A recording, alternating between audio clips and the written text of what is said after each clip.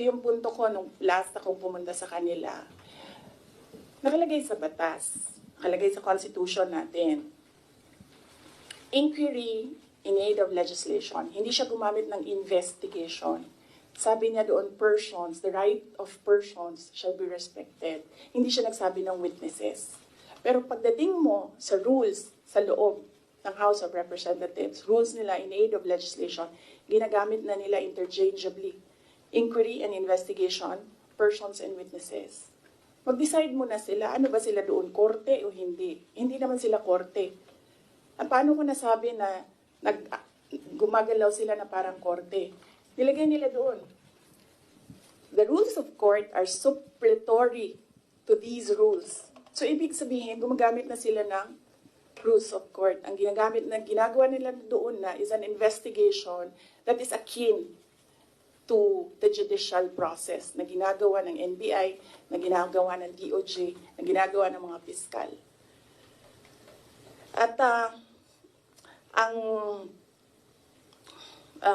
isa pang punto namin doon sa sulat ay nakalagay doon sa Constitution.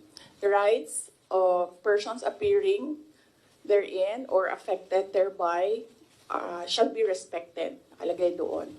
So, ibig sabihin, dahil in aid of legislation lang ito, at hindi naman ito prosecution or investigation, ibig sabihin, pwede humindi ang tao. Diba? Kasi, ayoko sumali sa pag-craft ng legislation nyo. Bakit nyo ako pipilitin? Di maghanap kayo ng ibang resource person.